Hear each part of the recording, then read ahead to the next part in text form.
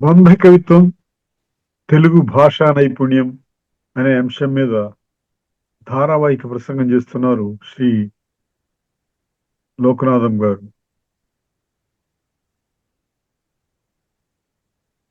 సంస్కృతి సంపద యూట్యూబ్ తరపున అందరికీ స్వాగతం. లోకనాథం గారికి స్వాగతం. ధన్యవాదాలు. అందరికీ వందనములు. తెలుగు మాతకు, తెలుగు తల్లికి మల్లెపూదండ అని సుందరంవాడి శంకరాచార్యులు మనము వారి పాటను కూడా మనం పాడుకుంటాము. అంత గొప్ప భాష, దేశ భాషలందు తెలుగు లెస్స అని చెప్పుకోవడమే కాకుండా ఈ విచిత్రములైనటువంటి కవిత్వాలతో కూడా మన భాష విరాజిల్లుతున్నది. అందులో ఎన్నో రకములైనటువంటి వైవిధ్యములైనటువంటి శబ్ద చిత్రము, అలంకార చిత్రము, ప్రహేళికలు, గర్భ కవిత్వము, ఇట్లా ఎన్నో మధుర కవిత్వం, ఇట్లా ఎన్నో రకాలైనటువంటి కవిత్వాలు ఉన్నవని మనం తెలుసుకుంటూ బంధ కవిత్వము, ఈ బంధ కవిత్వం చెయ్యాలి. బంధం అంటే ఒక పద్యములో మనం బంధించాల, ఆ గర్భిత వాక్యాన్ని బంధించడమే బంధ కవిత్వము. అటువంటిది ఆ కవి అనుకున్నటువంటి విషయాన్ని బంధించాల. అందుకనే మనము కంద కిరీట బంధములో కందపద్యము, ఆ కందపద్యము రాయడం అంటే అనేక రకాలైనటువంటి నియమ నిబంధనలు కందపద్యములో ఉన్నవి. వాటినన్నింటినీ పాటించాలి. మొట్టమొదటి అక్షరము హ్రస్వం అయితే పాదాలలో 4 పాదాలలో కూడా హ్రస్వమే ఉండాలి. దీర్ఘమైతే దీర్ఘమే ఉండాలి. ప్రాసాక్షరం అనేది ఉండాలి. బేసి గణములలో అంటే 1, 3, 5, 7 ఈ గణములలో జగనమే ఉండాలి. అంటే ఈ 7వ గణములో ప్రాస ఉండాలి, యతి వేసుకోవాలి. 6వ గణములో జగనమే ఉండాలి. అది తప్పనిసరిగా జగనం అనేది ఈ యొక్క కన్నపద్యములో 5వ గణము జగనంగా ఉండాలి లేదా నలముగా ఉండాలి. ఈ నియమాన్ని మనం ముందు కూడా చెప్పుకున్నాము. శ్రీ మాధవ చూడరనను ప్రేమగ బ్రోవర రయమున నీవు సుఫలదా భూనందము వీవెర కామితదాయక ఘనుడవే కరుణామయుడా అని శ్రీధర మాధవ అంటూ మనము కంద పద్యంలో రాసుకున్నాము. ఈ బంధ వివరణలో కిరీట బంధములో గర్భిత వాక్యము శ్రీధర ప్రోభు వీవే అని మనము ఈ కంద పద్యములో కిరీటములో అంటే త్రికోణములో ఉన్నట్టు ఆ మధ్యలో ఉన్నటువంటి అక్షరం కింద చూస్తే శ్రీధర ప్రోభు వీవే అంటే గర్భిత వాక్యం. ఆ విధంగా ఇక్కడ బంధము, కంద కిరీట బంధం అనేది మనము తెలుసుకున్నాం. అట్టనే శ్రీచక్ర బంధ తేటగీతి, ఇక్కడేమో ఇంకా కంద పద్యాలలో వేరే బంధాలు ఉన్నవి. ఇప్పుడు తేటగీతి కొంచెం సులభంగా ఉంటుంది కూడా. తేటగీతి అందరు రాయగలరు. అంటే తేట తెల్లంగా అందరికీ అర్థమయ్యే విధంగా, అంతా జటిలం కాకుండా ఉండేదానికి ఆస్కారం ఉంది.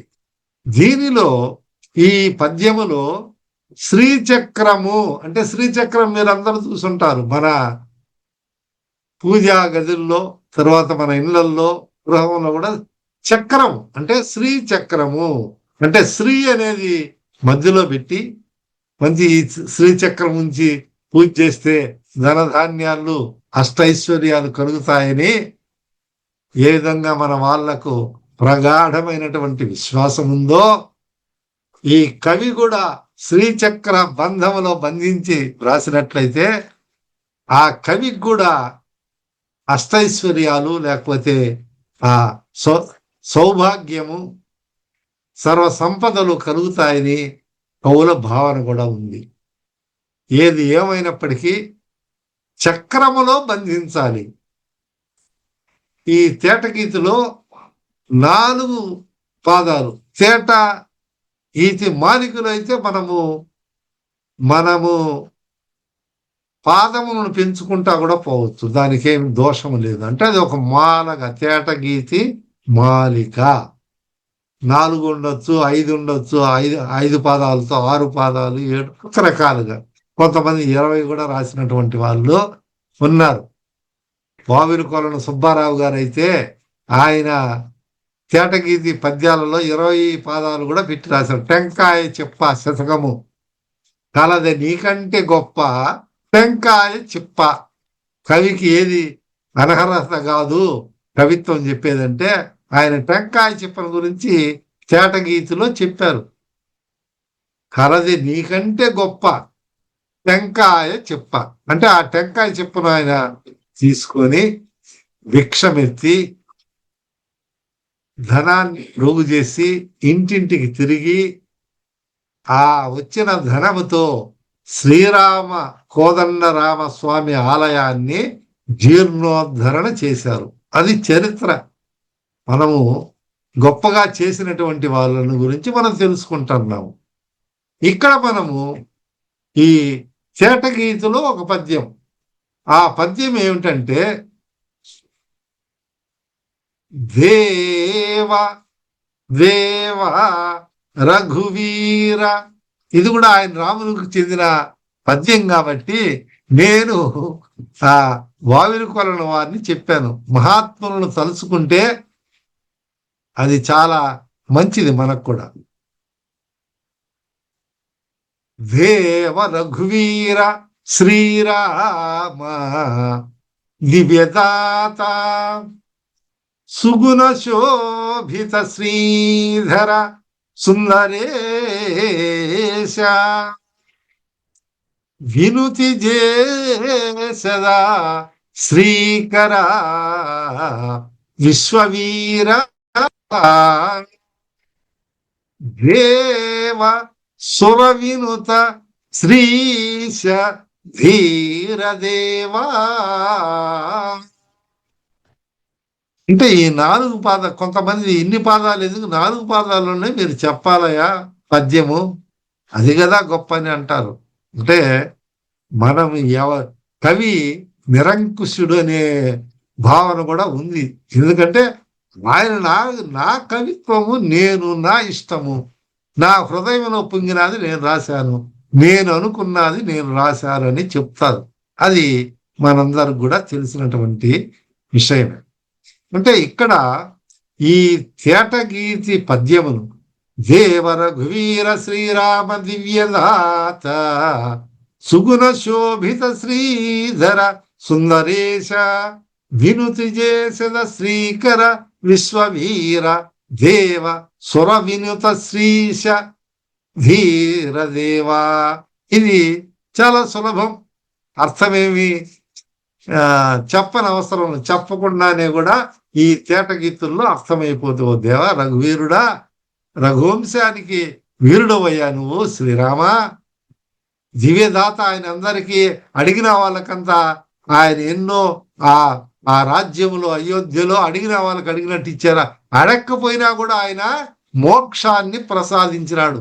ఏది మనుషులకు మాత్రమే, జంతువులకు స్థావరాలకు అందరికీ అయోధ్యలో ప్రసాదించినాడు ఆయన. అందువలన ఆయన దివ్యదాత, సుగుణ శోభిత, మంచి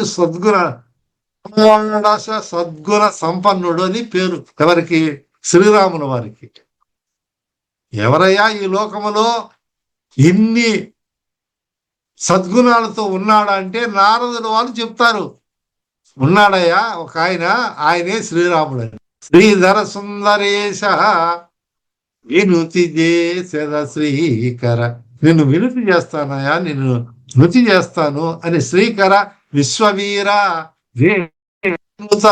అందరు సురుల చేత, మరి ఇంద్రులో అందరి దేవతల చేత ఆయన పూజింపబడినాడు అనేది మనందరికి. శ్రీ ధీరదేవ అనేది పద్యము. ఈ పద్యాన్ని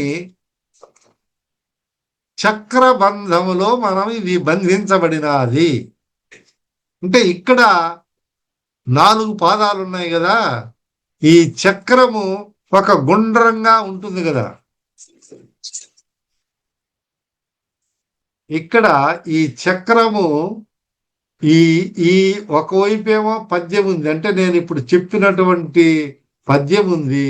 ఇక్కడేమో ఇది చక్రంగా వేసున్నాం. చక్రం, దీని పేరే శ్రీచక్ర బంధము. ఇవి ప్రేక్షకులకు సరిగా కనిపిస్తుందో లేదో కానీ కనీసము కొంత అర్థం, కొంత అవగాహన అయ్యేదానికైనా ఆస్కారం ఉందని నేను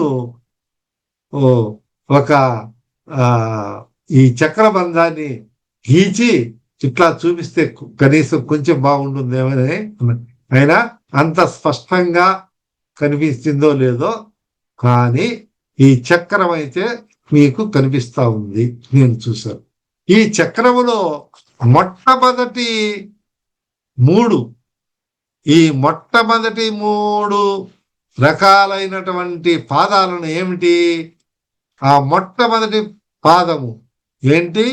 దేవ, రఘువీర, శ్రీరామ దివ్యదాత. అంటే ఈ శ్రీ అనేది మధ్యలో వచ్చింది. ఇట్లా అడ్డంగా మొట్టమొదట ఒక మనము స్కేలు లేకపోతే మనం అక్షాంశము ఎక్స్ అక్షాంశము వై అక్షాంశం అని ఒక గ్రాఫ్ పేపర్లో తీసుకుంటే ఈ మధ్యలో ఉన్నటువంటి ఎక్స్ అక్షాంశములో ఏమండి? దేవ, రఘువీర. అంటే ఈ చక్రములో ఆఖరిలో చక్రం ఉంటుంది. ఆఖరిలో మన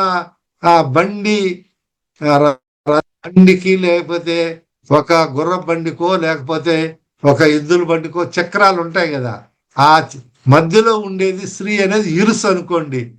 అంటే అక్కడ ఒక ఆకారం మాదిరి, శ్రీచక్రం మాదిరి ఆ అక్షరాలలో మనము ఆ విధంగా బొమ్మ గీయొచ్చు అన్నమాట. దేవ, రఘువీర అంతవరకు మొదటి నుంచి వచ్చింది శ్రీ. శ్రీరామ్ అనే కాడ శ్రీ వచ్చి మధ్యలో ఉంది. అన్నిటికంటే ఆ అక్షాంశంలో 0 లెవెల్లో శ్రీ ఉంది. అంటే దేవ, రఘువీర, శ్రీరామ దివ్యదాత.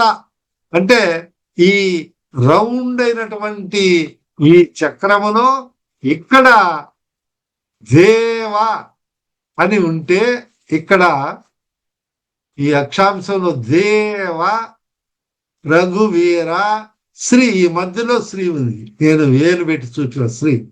మళ్ళా ఇట్లా చక్కగా వచ్చినప్పుడు రామ దివ్యదాత అనేది ఈ ఎడ్జిలోకి వచ్చింది. ఈ చుట్టూ ఉన్నటువంటి చక్రమునకి అంటే దే త, ఈ 2 కూడా ఆ చక్రము అంచులో ఉన్నాయి.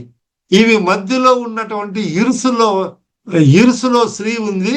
ఆ పోక్స్ ఉంటాయి కదా, ఆ చెక్క కొయ్యలు అనుకోండి, ఆ కొయ్యల మధ్యలో వారాగు వీర.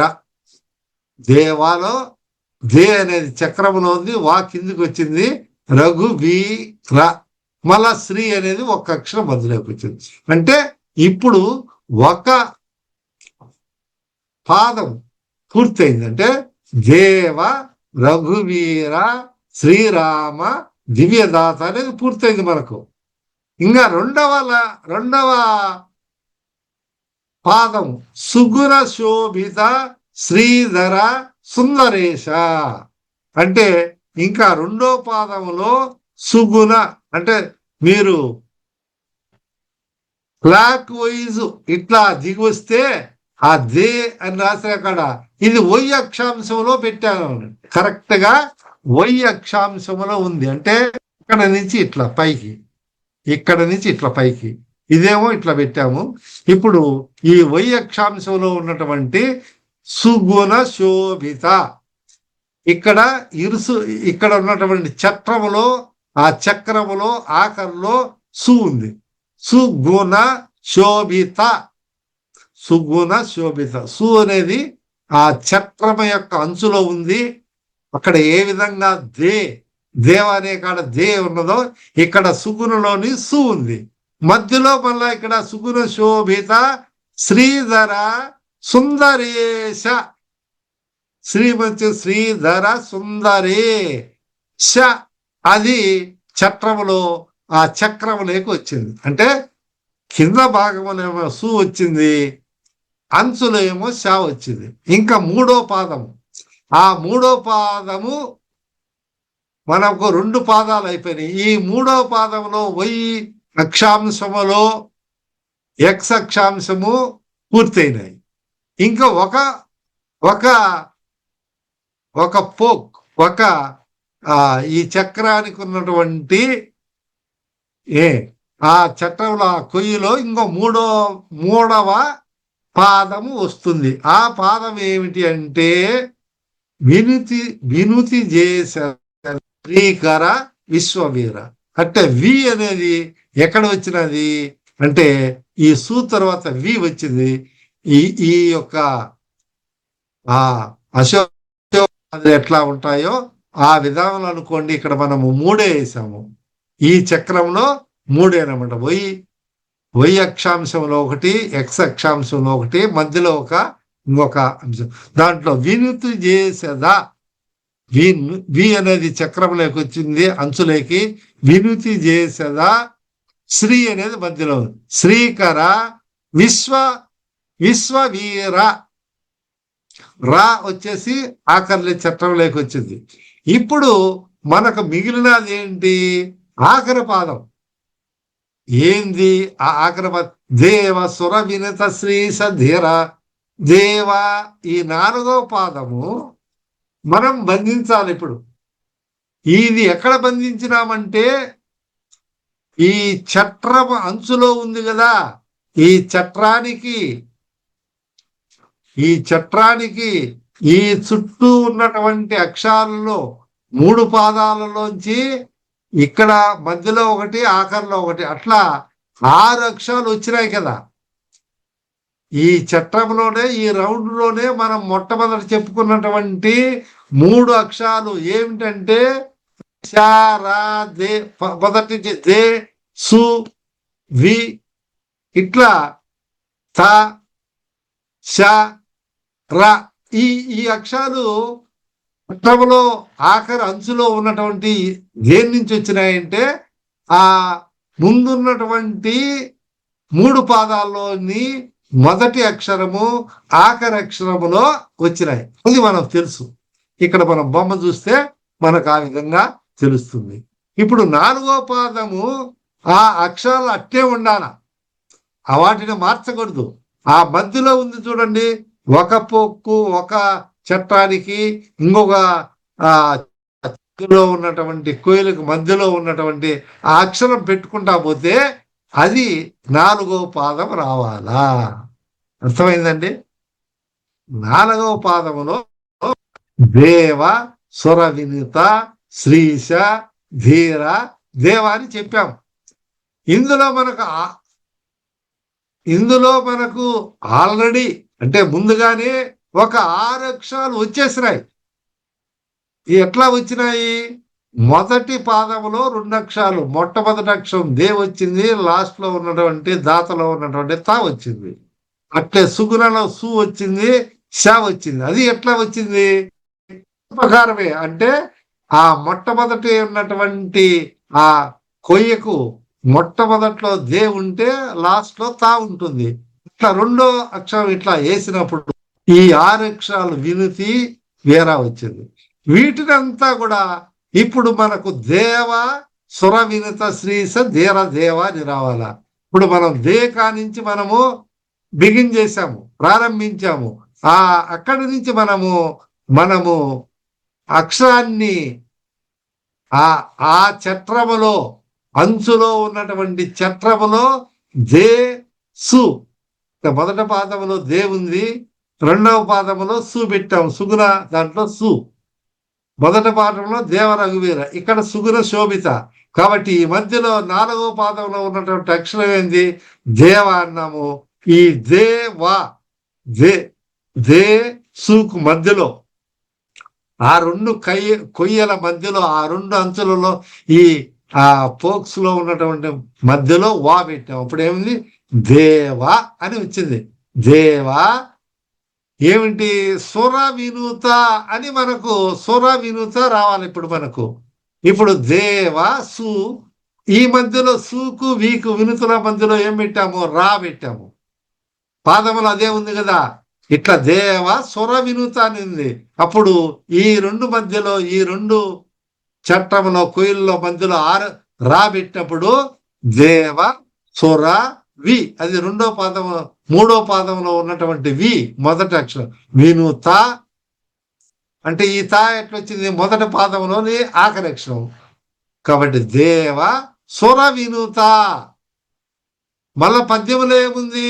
శ్రీశ అని ఉంది. ఇక్కడ ఈ తాకు షాలో ఈ మధ్యలో శ్రీ పెట్టాము. కాబట్టి ఆ పాదములోని, మూడవ పాదములోని శా, ఇక్కడ ఉన్నటువంటి శ్రీ కలిపితే శ్రీశ. మళ్ళా తర్వాత ఏముంది? ధీర అని ఉంది. ఆ రెండు ఈ మధ్యలో ధీర అని పెడితే మనకు 4వ పాదం మొత్తము ఆ 6 అక్షరాలను వదిలిపెట్టి ఇదే విధానములో పెడతారంటే అది బంధం కాదు. ఇప్పుడు దేవ ఉందనుకోండి, ఆడేదో ఒకటి పెట్టానండి, దేతానో లేకపోతే ఇంకొక అక్షరం పెడతాను, ఈ ఉన్నటువంటి అట్లా ఒప్పుకోరు, అది బంధం కాదు. 3 పాదాల్లో ఉన్నటువంటి మొదటి అక్షరము, ఆఖరి అక్షరము, అవి మనము ఏ విధంగా ఈ చక్రములో వేశామో అవి అట్లనే ఉండాలా. 4వ పాదంలో మిస్ అయినటువంటి, మనం లేనటువంటి అక్షరాలు పెట్టుకుంటూ పోతే అది ఎట్లా? దేవ నుంచి మనము 1వ పాదం, 2వ పాదం సుగుణ, 3వ పాదం వినుతి, అట్లా 4వ పాదం అట్లా దేవకా నుంచి మనము దే అనే అక్షరాన్ని నుంచి తీసుకొని పెట్టుకుంటా పోతే ఆ మధ్యలో దేవ స్వర వినుత శ్రీశ ధీర దేవ అని వచ్చింది. అంటే దీన్ని బంధము అని అంటాం. అంటే నేను ఇంకా కొన్ని రంగుల పెన్సిల్లో లేకపోతే మనకు చేసే విధానం ఉంటే బాగా చక్కగా కనిపిస్తుంది. అయినా నేను ప్రయత్నం చేశాను, మీకు అవగాహన అయి ఉంటుందని నేను భావిస్తూ, మీరు కూడా ప్రయత్నం చేయాలి. నూతన పోకడలో నేను రాముని గురించి రాను, మీరు ఇంకొకటి గురించి రాయండి, ఒక కవిని గురించి రాయండి, మీ ఇష్టమైనటువంటి ఇతివృత్తం తీసుకొని ఇటువంటి బంధ కవిత్వాన్ని రచించాలని నేను కోరుతూ అందరికీ వందనములతో స్వస్తి.